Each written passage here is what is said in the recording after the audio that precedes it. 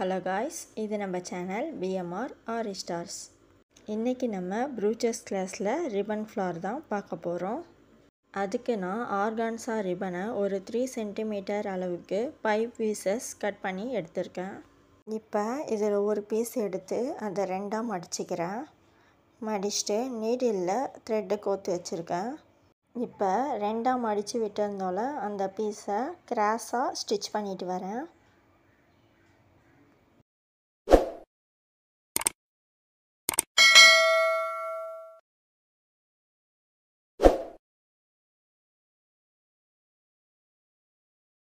இப்போ ஸ்டிச் பண்ணதுக்கப்புறம் எக்ஸஸாக இருக்க கிளாத்தை கட் பண்ணி விட்டுட்டு அதோட எட்ஜஸில் லைட்டர் வச்சு லைட்டாக ஃபயர் பண்ணிக்கிறேன். ஏன்னா த்ரெட் எதுவும் வந்துடாமல் நம்ம பண்ண டிசைன் பிசிறு எதுவும் இல்லாமல் இருக்கணும்னா நம்ம இந்த மாதிரி ஃபயர் பண்ணிடணும்.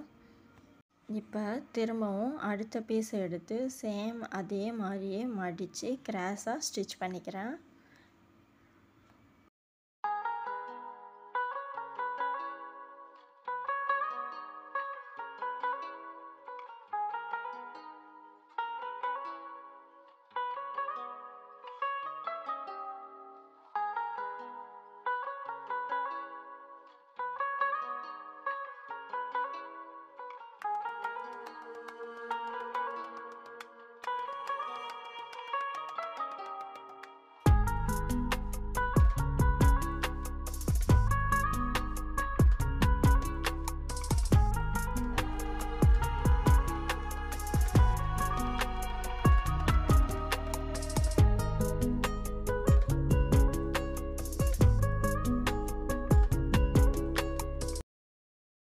இப்போ 5 பீஸையும் கிராஸாக ஸ்டிச் பண்ணி எடுத்துட்டோம்.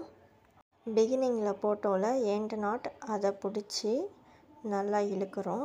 அப்படி இழுக்கும்போது நம்ம ஸ்டிச்சிங் நல்லா டைட் ஆகி ஒவ்வொரு பெட்டல்ஸ்லேயும் நல்லா சுருக்கம் வரும். இதே மாதிரி பேக் சைடில் இப்போ நம்ம ஸ்டிச் பண்ணோம்ல அந்த சைடுக்கும் பிடிச்சி இழுக்கிறோம். 2 சைடும் பிடிச்சி இழுக்கும்போது தான் அது ஒரு ஃப்ளவர் ஷேப் ஆகும்.